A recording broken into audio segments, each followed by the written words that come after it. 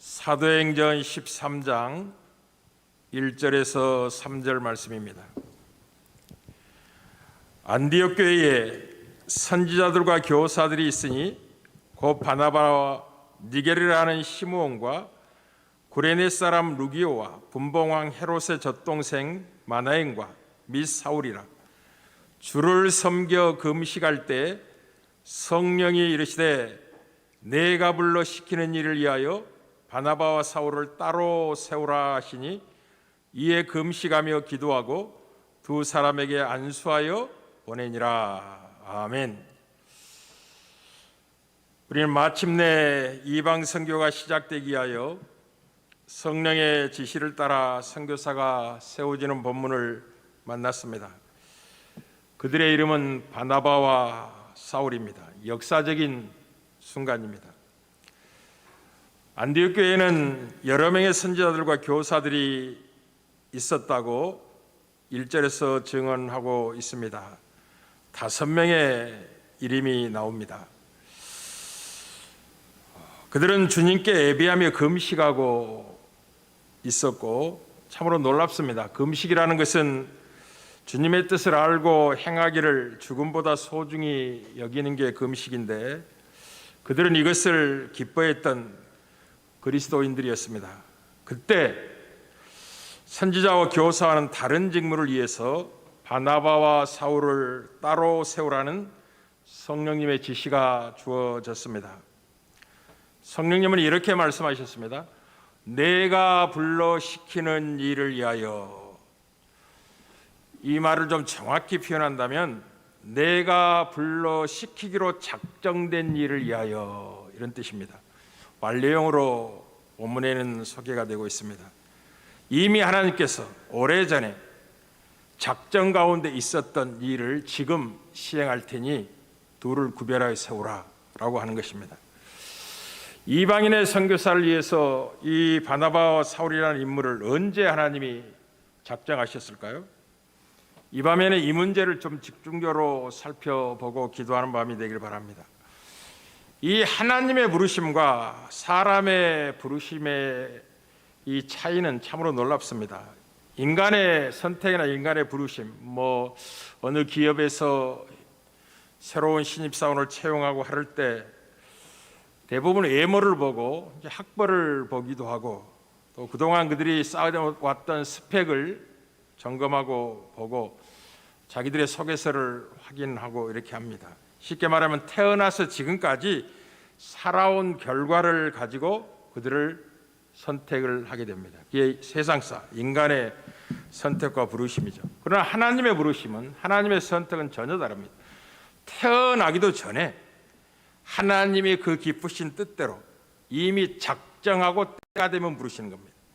그들은 태어나서 하는 것을 보고 참 잘하는구나, 저들을 세우면 내가 시키는 일을 아주 잘하겠네, 저만 하면 됐다 라고 해서 선택하는 게 아니라 그들이 나기도 전에 작정하고 선택을 미리 하신다는 걸 기억하셔야 됩니다. 사도 바울은 자기 자신의 이 택함을 갈라디아서 1장 13, 17절에 이렇게 증언합니다.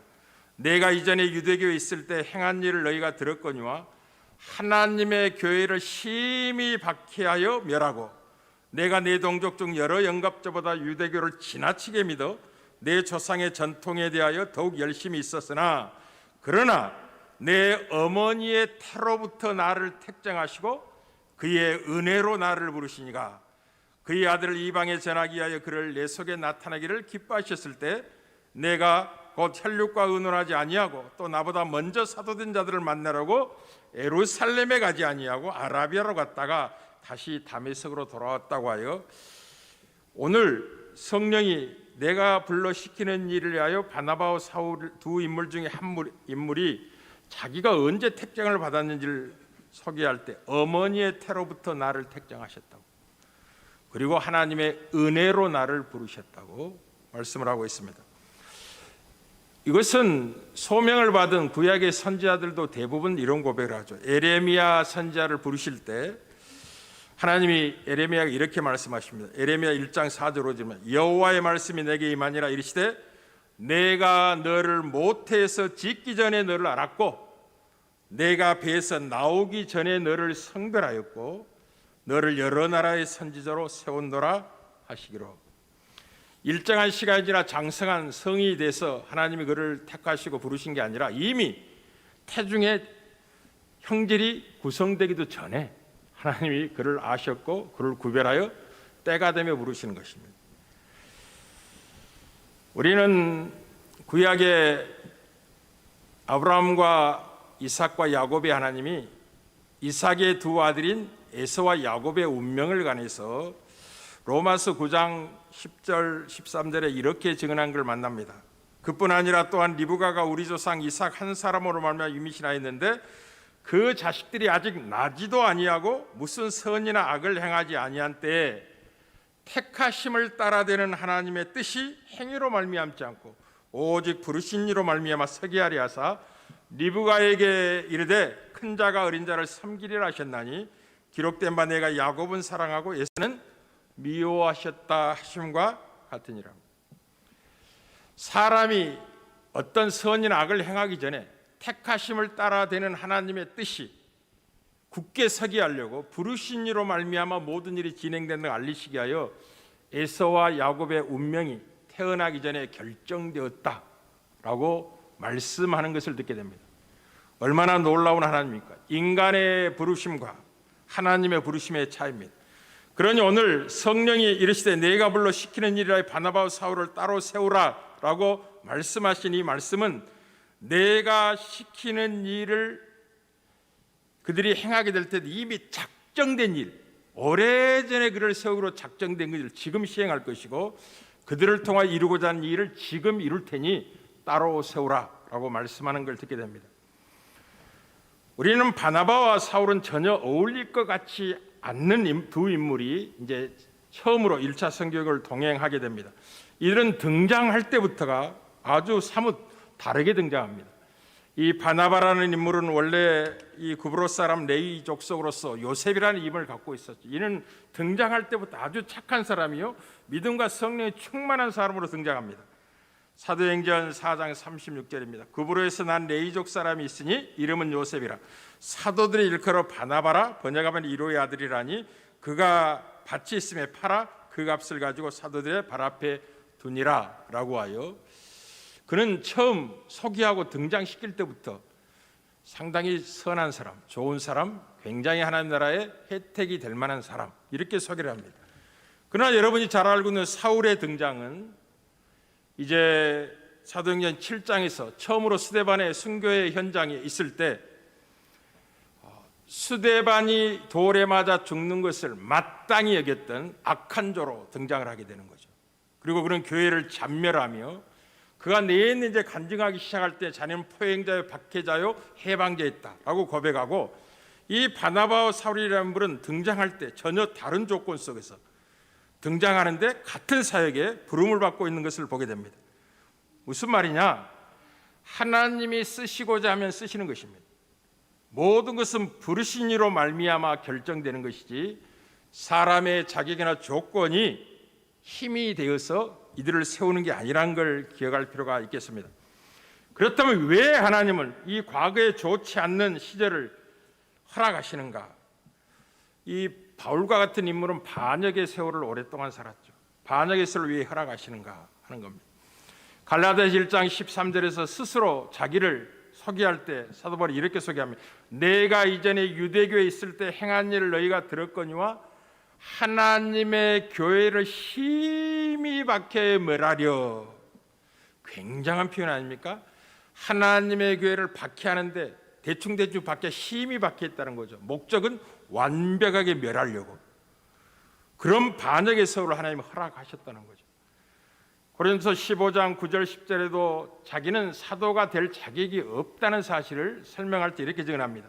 나는 사도 중에 가장 작은 자라. 나는 하나님의 교회를 박해하였으므로 사도라 칭함을 받기를 감당하지 못할 자인데 왜 사도로 세움을 받았느냐 하면 그러나 내가 나 된 것은 하나님의 은혜로 된 것이니 내게 주신 그의 은혜가 헛되지 아니하여 내가 모든 사도보다 더 많이 수고하였으니 내가 한 것이 아니요 오직 나와 함께 하신 하나님 은혜라 라고 말씀하므로 자기의 자기됨이 반역하여 사도라고 칭함받기를 마땅치 않죠. 오히려 적대 세력이었던 아주 하나님께로 멀리 떠나 있던 그가 이 복음의 일꾼으로 선교사로 선을 받았던 이유는 하나님의 은혜 때문이다라고 강조를 합니다.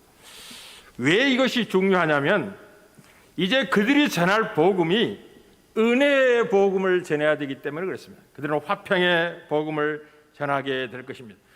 은혜의 복음이라는 것이 무엇인지를 여러분 깊이 아셔야만 합니다.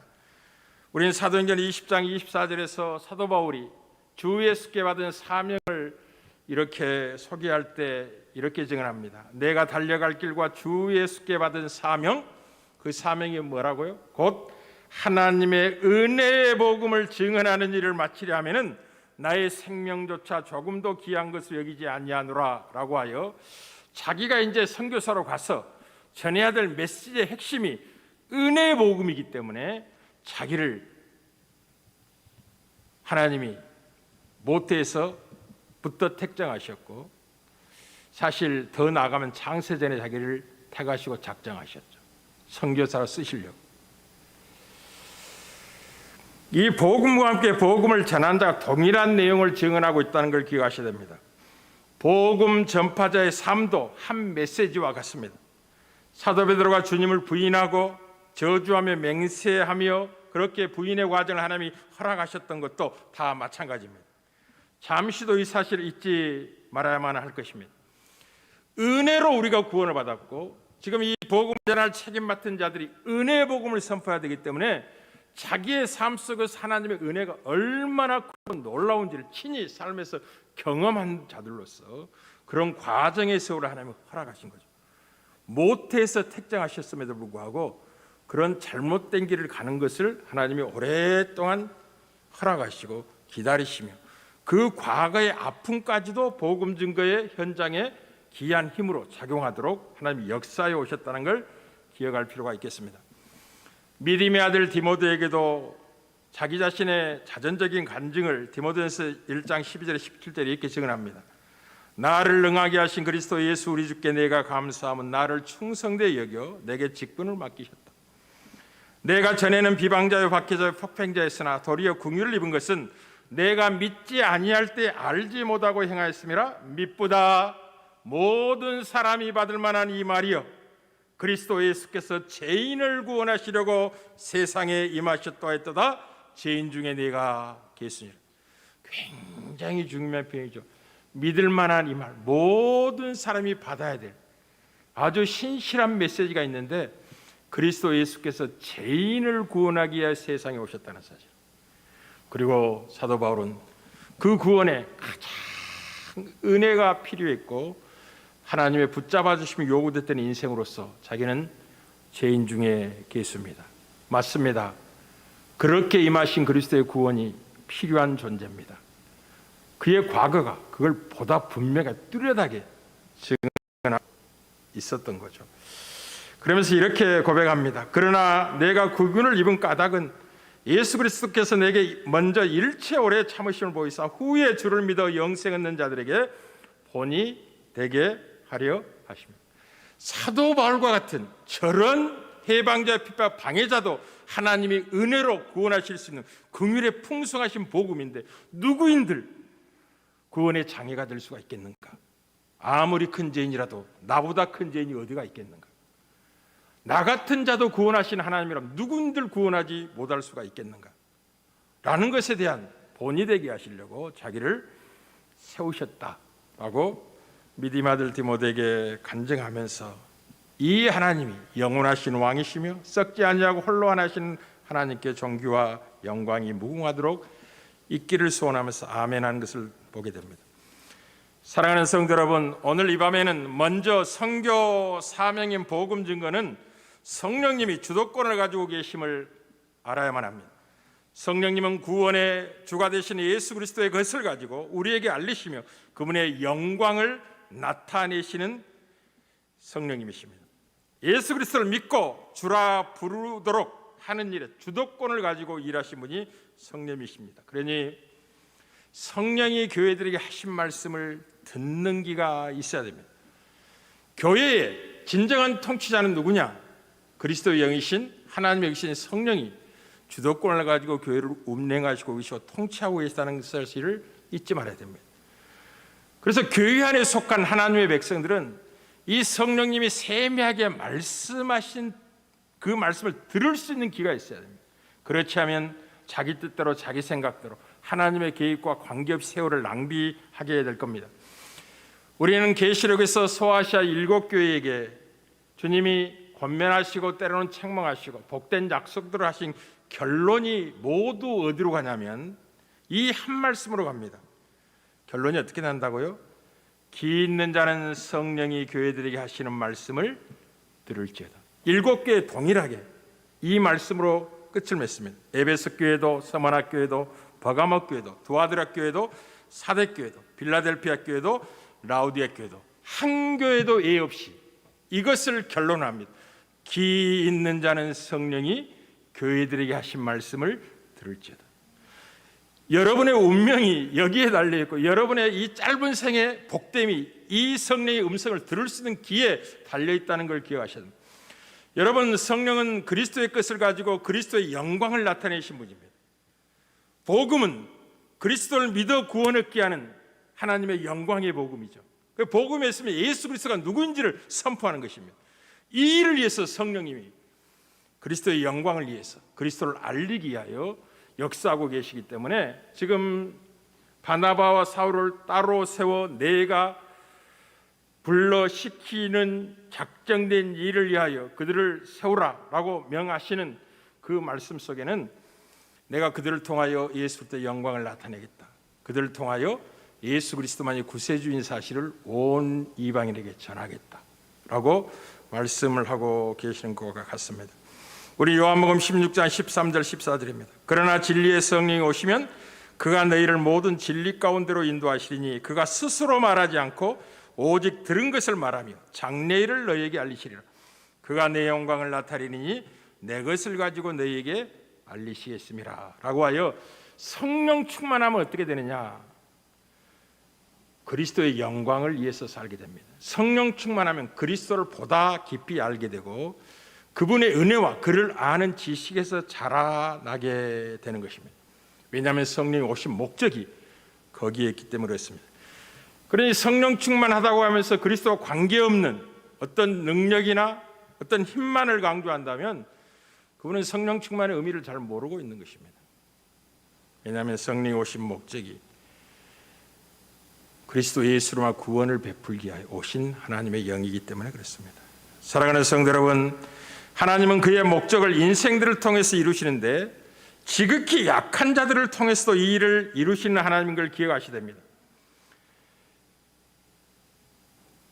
바나바와 이제 사울이라는 인물 앞으로 이제 바울로 바뀌게 될 것입니다만 우리는 이제 결론적으로 그분들은 대단하고 신실한 종이며 하나님께 크게 붙잡혀 쓰임 받은 위대한 인물이라는 결론에 이르고 있기 때문에 자꾸 사람을 높이고 오해하는 경향이 있습니다.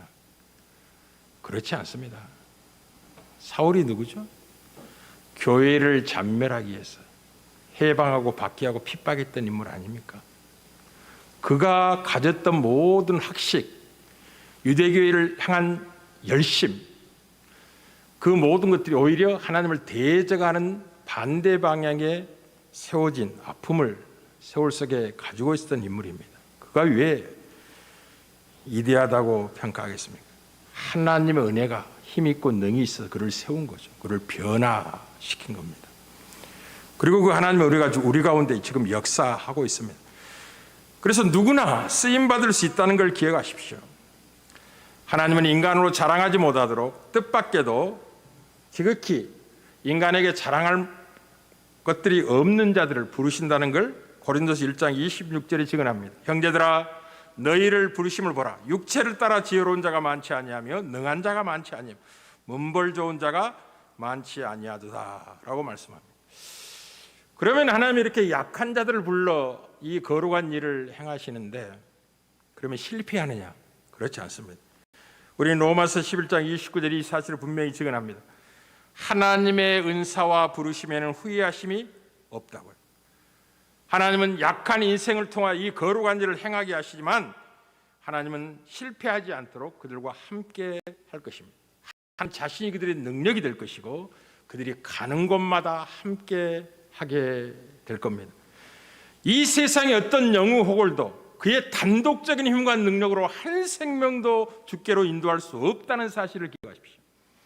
대통령이 매일 청와대에서 수석들과 회의하고 논의한다 할지라도 한 영혼에 관심 갖지 않습니다. 한 영혼도 구원의 이르로 부르지 못합니다. 오직 지극히 약한 연약한 존재 같은 인생들에게 함께 하신 그 하나님이 친히 주도권을 가지시고 순종하는 그들의 메시지에 개입하시고 역사 사람의 문을 심령의 문을 여시고 구원을 베푸는 거죠. 그러니 동일한 메시지를 동일한 시간에 동일한 환경 속에서 동일한 사람이 전함에도 불구하고 한 사람은 심령의 문이 열려 구원에 이르기도 하고 동일한 한 사람은 오히려 적대적인 상황에 더 강팍해지는 걸 보게 될 겁니다.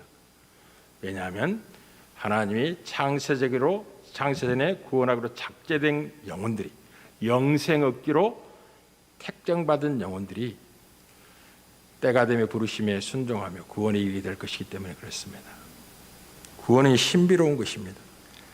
사랑하는 성도 여러분, 사도의 고백을 잊지 마시길 바랍니다. 나는 사도 중에 가장 작은 자라. 나는 하나님의 교회를 받게 하였으므로 사도라 칭함을 받기를 감당하지 못할 자니라. 그러나 내가 나 된 것은 하나님의 은혜로 된 것이니 내게 주신 그의 은혜가 헛되지 아니하여 내가 모든 사보다 더 많이 수고하였으니 내가 한 것이 아니 오직 나와 함께 하신 하나님의 은혜로다라고 합니다.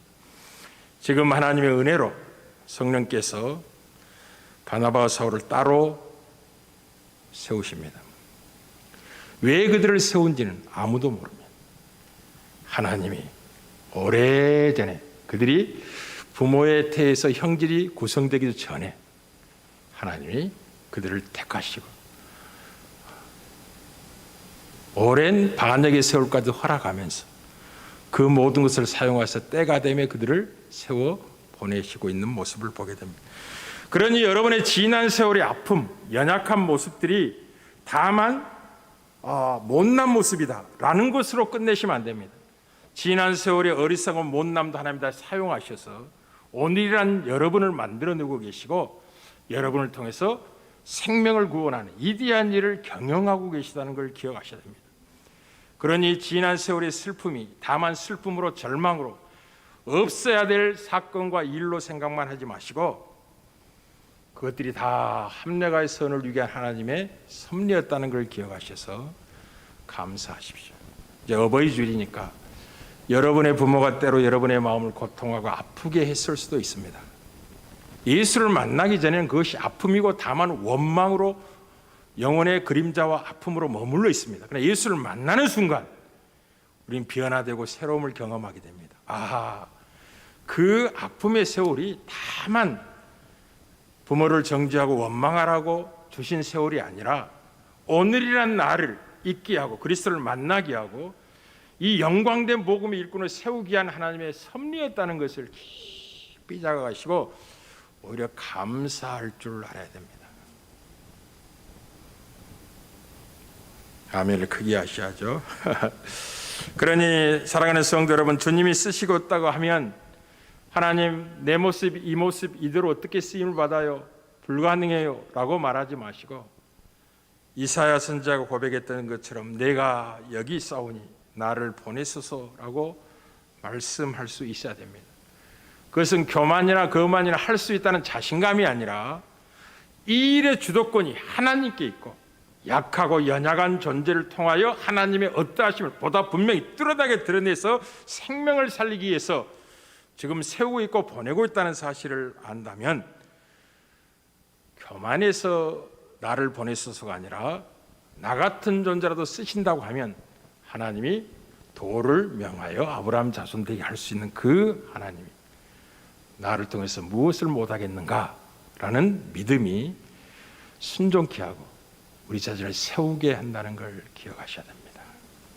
그러니 사랑하는 성도 여러분, 그리스도 안에 있는 자는 새로운 피조물 드립니다. 예수 그리스도를 믿기 전과 지금은 공통점도 있고 분명한 차이도 있습니다.